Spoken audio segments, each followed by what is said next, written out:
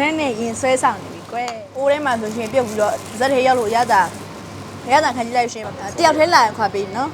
တယောက်ထဲပဲဖြစ်နေမှာပါဇွန်ခွန်လေးခါမဲ့ကြီးသားရမှာခယူးနဲ့လာစားမယ်ခယူးအခုံခွာရတာခနန်းခုံခွာရအရင်စိတ်ညစ်အစုံကဟုတ်ပေါ့ဘာလို့ကြိုက်လဲဆိုတော့ဟုတ်ပေါ့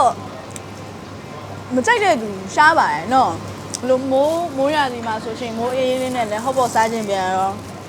နွေရသည်ရောက်ပြင်တော့လေတကယ်ချင်းနဲ့ចောင်းပေးရဆိုတော့လေဟန်ကောက်ထွက်ရင်ဟုတ်ပေါ့ဆိုင်ရောက်လာတာပဲ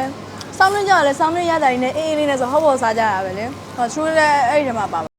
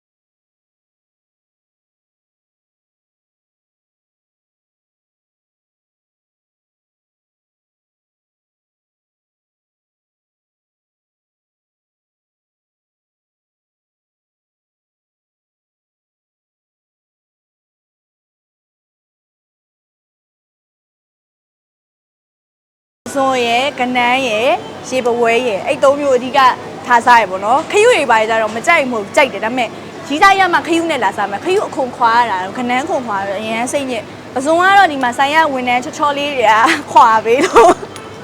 ဆိုတော့စယူမယ်နော်မပစုံကြီးတွေဆိုလို့ရှိရင်လည်းအရန်လက်တယ်ပြီးတော့ဥတွေနဲ့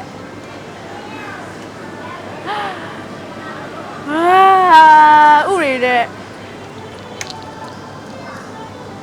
သူရဲ့အကြိုက်ပေါ့နော်ပြီးတော့ခယူလေးလည်းစားကြတယ်ဒါပေမဲ့ရီးစားမပါလာတော့ရီးစားမရှိတော့ခယူကတော့မယူတော့ခယူခုံခွာမှာဆိုလေဒါကဟိုင်းကင်းမလည်းချူလေးကြိုက်တယ်ဆိုတော့ဆက်ရွေးမယ်ဟဲ့ကဲကောင်းတယ်ခယူအခုခွာပြီးသားဒီမှာခယူလည်းရှိတယ်ပြီးတော့ဟိုအမဲသားဝတ်သားစားတဲ့လူတွေတော့လည်းဒီမှာအမဲပစိုးချမ်းပေါ့နော်အမဲပစိုးချမ်းဆိုလို့ရှိရင်လည်းသူလေးအမဲသားမဖြတ်ခင်တော့အမဲသားစားရဲအခုကဖြတ်ပြီးသွားပြီဆိုတော့မစားတော့ဒီအမဲပစိုးချမ်းလည်းအရင်စားလို့ကောင်းတယ်လက်ဆက်နေရောပဲဆိုတော့ဘဲဥသူလေးကဘဲဥကြိုက်တယ်ဒီကလုံးဝ favorite one ဘဲဥပြီးတော့ဟာမိုင်းနေရောပဲဒီဘွေးအကြီးတွေပဲစားမယ်မဆိုလို့ရှိရင်ရှေးဘဝတွေကရန်လက်ဆက်ပြီးတော့အကောင်ကြည့်ပြီးတော့သူ့ရဲ့ site ကလေချူလေးကြည့်ရတဲ့လောက်တော့ mini site မဖြစ်နိုင်ဘူးဒီလား small site မဖြစ်နိုင်ဘူးဒီဘဝတွေကဒီမှာကြည့်အကောင်အကြီးတွေပဲ small site လုံးဝမဖြစ်နိုင်ချူလေးကျအမေသားဝတ်တောင်စားနောက်ထပ်ထပ်မိတ်ဆက်ပြီးအမေသားဝတ်တောင်မစားဘူးအဲ့တော့စက်သားနဲ့ပဲကြိတ်တော့မယ်ဒီမှာစက်သားဆိုလို့ရှိရင်သူတို့ကချူလေးတစ်ခေါက်လာတော့မေးပြီးသွားပြီဆက်နဲ့လွှာတာလားဆိုမဟုတ်ဘူးလေလက်နဲ့လွှာတာလက်နဲ့လွှာတော့သူ့အလွှာကြီးကိုချူလေးပြမယ်တစ်ခုချင်းစီပြမယ်သူ့အလွှာကလေပပလေးမဟုတ်နေဘူးဆိုလားဟုတ်ပေါ့အိုးတွေထဲပြုတ်လိုက်လို့ရှိရင်တချို့ဆိုလို့ရှိရင်ဆက်နဲ့လွှာတာဆိုအရင်တိတာဟုတ်ပေါ့အိုးတွေပြုတ်လိုက်လို့ရှိရင်ပျောက်သွားရဲ့အသားဒီမှာကျတော့လုံးဝအထူကြီးဖြစ်တဲ့ကြောင့်မလို့ရှယ်ပဲစက်သားလွန်နဲ့တက်နေပါပြီဝမ် ကဲဟိုဘက်မှာအသားရွေးပြီးတော့ဆိုတော့ဒီဘက်မှာချူလေးကြိုက်တဲ့အသီးရွက်တွေရွေးမယ်ပေါ့နော်ဒီမှာအသီးရွက်တွေဆိုလို့ရှိရင်အစားတောက်မှာအရေးကြီးဆုံးကဘာလဲဆိုတော့ပထမတစ်ချက်တန့်ရှင်းလက်ဆက်မှုတန့်ရှင်းတဲ့ရက်နေမှာလူတွေက customer ရဲ့စားခြင်းမှာသူ့ရဲ့ခင်းကျင်းထားတဲ့ပုံစံကြီးကလည်းအရန်တန့်ရှင်းတဲ့ရက်တာကိုတွေ့ရတယ်ပြီးတော့အသီးရွက်တွေလည်းအရန်လက်ဆက်တာကိုတွေ့ရတယ်အသီးရွက်ဆိုတာကခူးပြီးလို့ရှိရင်ခဏကြာရင်တော့ညှို့တက်တဲ့အသီးရွက်တွေဆိုတော့လေဒါပေမဲ့ဒီမှာကြည့်ရရှင်လုံးဝ fresh ဖြစ်နေပြီးတော့စားကျင်စရာလေးဖြစ်နေတယ်ဆိုတော့ရွေးလိုက်ရအောင်ခေါ်ရခန်းညော့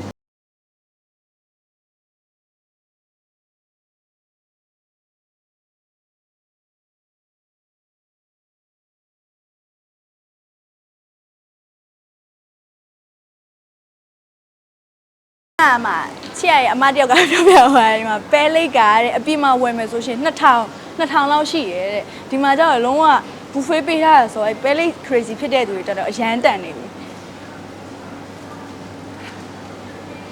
စားလိုက်အောင်မယ်မစားချင်တာဘာမှမရှိဘူးပေါ့အဲ့လိုဖြစ်နေလား Let's go ဟာဒီမှာယုံသားလည်းရှိရဲ့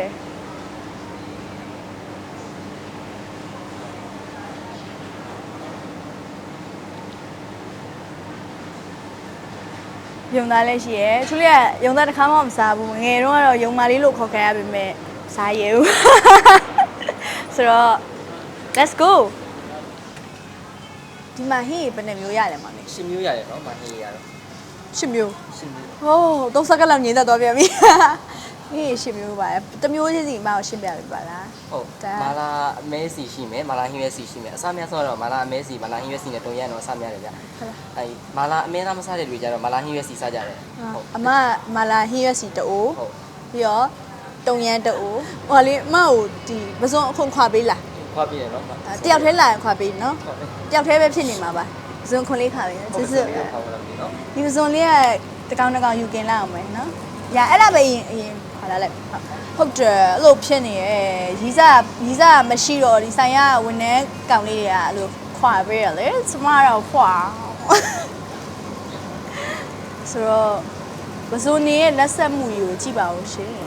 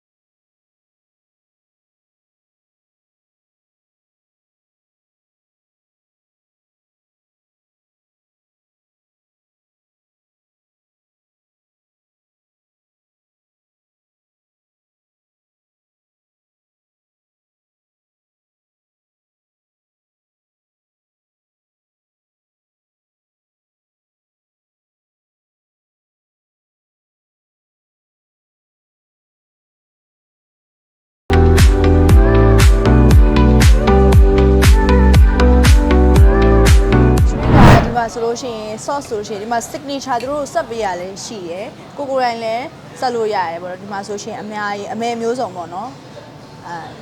ပါဝင်ပစ္စည်းအများကြီးထားပေးထားရယ်သူလည်းကျတော့ seafood sauce ကိုအဓိကထားစားတယ်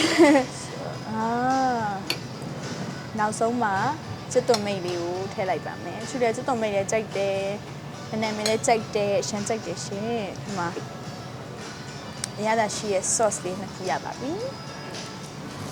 အဲဆိုလို့ရှိရင်အကင်လေးกินထားရလဲရပြီချူလေးအိုးလေးတွေရတယ်ဆူပြီးဆိုတော့ပြည့်တဲ့ကြီးကိုစပြီးတော့ကျွေးပါတော့မယ်ရှင် လက်နဲ့လွှာထားတာဆိုတော့လေဘလိုမျိုးကြီးအတုံးလိုက်ကြီးဖြစ်သွားရဲဆလို့ကောင်းတယ်မကြည့်ဒီမှာကြည့်ဝါဒီမှာဆိုရှင်လက်နဲ့လွှာထားဆိုတော့ तू ကအိုးထဲထည့်ပြီးကြက်သွားတဲ့ခါကျလို့ရှင်အတုံးလိုက်ပုံစံမျိုးလေးဖြစ်သွားတာမျိုးလေချူလေးရန်တဘောကြရဲကစတမာစားရတာနဲ့တန်တယ်တော့ပေးရတာနဲ့စားရတာနဲ့ရမ်းတန်တယ်ဝါမွေးနေပဲ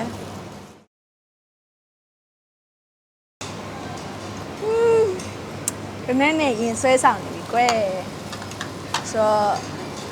ချူလေးရဲ့ပြိတ္တကြီးကိုအရင်စကြည့်ပါမယ်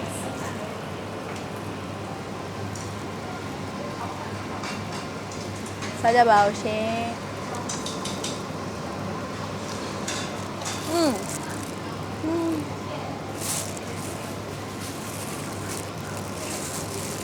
ဝါလိုက်တဲ့အချိန်မှာအစားတောက်တွေကလေကြည့်ရလို့ရှိရင်လုံးဝလက်ဆက်နေပြီးတော့ဟိုကင်ပြီးတော့ဒီမှာအိုးထဲမှာဆိုရှင်ပြုတ်ပြီးတော့ဇက်ထဲရောက်လို့ရတာခံကြည့်လိုက်ရှင်ဘာဖြစ်လဲဆိုတော့အရန်လက်ဆက်တယ်ပါဇက်ထဲမှာရေပွဲကနူးပြီးတော့ပျော်ဝင်သွားအရန်စားလို့ကောင်းစားကြပါဦးရှင်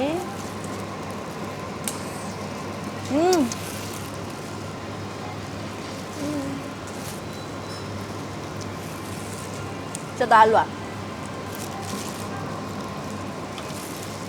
သူရဟော့ပေါ့အလားစားရတယ်မှာမပါဘူးအဝစားရတယ်မှာပါဟော့ပေါ့ဘာလို့ကြိုက်လဲဆိုတော့ဟော့ပေါ့မကြိုက်တဲ့သူရှားပါရဲ့နော်ဘလို့မိုးရသည်မှာဆိုရှင်မိုးအေးလေးနဲ့လည်းဟော့ပေါ့စားခြင်းပြန်တော့နွေရသည်ရောက်ပြင်တော့လေတကယ်ချင်းနဲ့ကြောင်းပေးရဆိုတော့လေဟန်ကောက်ထွက်ရင်ဟော့ပေါ့ဆိုင်ရောက်လာတာပဲစောင်းနေကြလဲစောင်းနေရတာနဲ့အေးလေးနဲ့ဆိုဟော့ပေါ့စားကြတာပဲလေဟောချူလည်းအဲ့ဒီထဲမှာပါပါတယ်ဟော့ပေါ့နဲ့ပတ်သက်ပြီးတော့အမှတ်တရဘလို့ဖြစ်လဲဆိုတော့အခုအများကြီး sporting ပေးနေရပဲကြည့်တယ်ဆိုတော့ဒီမှာစားကြပါဦး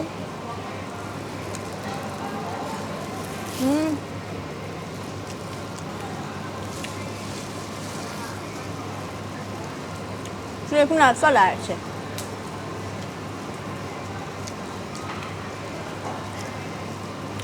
ဒီဆိုင်ရဲ့ decoration လေးရယ်ဒီဆိုင်မှာစားတောက်ရဲ့အရသာရယ်ပြီးတော့တန့်ရှင်းတဲ့ရဲ့မှုရယ်အဲ့အရာလေးပေါင်းစည်းလိုက်တဲ့ခါကျတော့ရှင်ကိုစားတန်တယ်ကွာတိလားပြီးတော့ဟိုလူတယောက်ကနေ့တနေ့ရဲ့တနေ့တာမှာလုပ်ငန်းခွင်မှာပြင်ပန်းလာရှိမယ်မောပန်းလာရှိမယ်အဲ့ဒီအချိန်မှာကိုစားကျင်တဲ့အစားတောက်တစ်ခုစားလိုက်ရလို့ရှိရင်အဲ့ဒီစားတောက်ကတန့်ရှင်းတဲ့ရဲ့ပြရတာရန်ကောင်းနေလို့ရှိရင်ဒါစိတ်ပိုင်းဆိုင်ရာမှာပန်းဖြေရတစ်ခုပဲလीနော်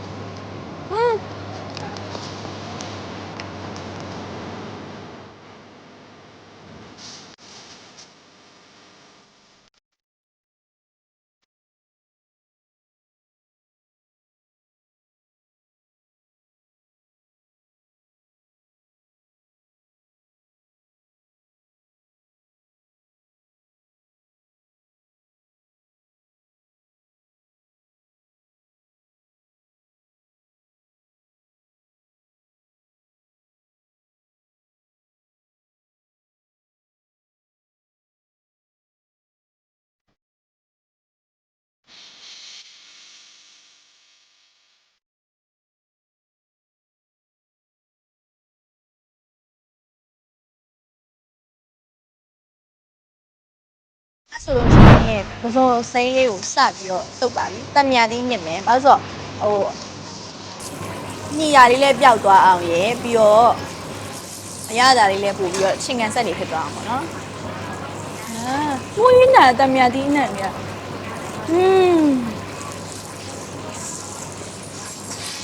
ဆိုရှင်စပြီးနေပါပြီနေလိုက်တဲ့အခါကျတော့ပစုံလေးထဲကိုအရသာလေးလည်းဝင်သွားပြီဆိုတော့ချွေးလေးအရင်စားပြမယ်နော်ဟုတ်ပါဘူးပြည့်တဲ့ရင်ကြည့်မယ်နော်ဝါပြည့်တဲ့ဒီစားပါအောင်ရှင်ဆိုတော့စားပါပြီ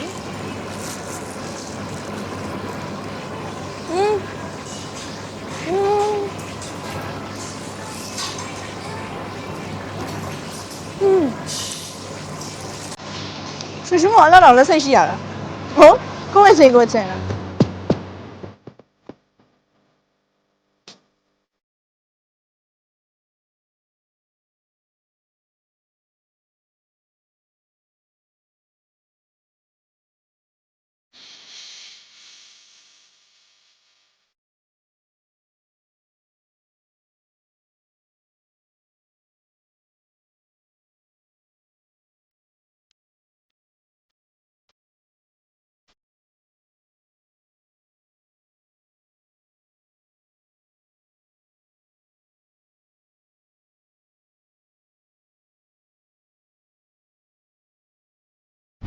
ဒါချူလေးဒီဂျီဘူးမှာ favorite one ပေါ့နော်သူကဟုတ်ဖို့စာပြီးအမြဲတမ်းဒီလေချောင်းကနေပြီးတော့ဒီ1 byte ထိပူတယ်လို့ခံစားရတယ်ဘာလို့ဆိုအပူဇက်တွေကြီးပဲလေအဲ့ခါကျတော့ဟုတ်ဖို့စာပြီးအမြဲတမ်းဒီဟာလေးစားဖြစ်တယ်ဒါလေးဆိုင်မှပြန်တယ်ရင်အေးအေးလေးဖြစ်သွား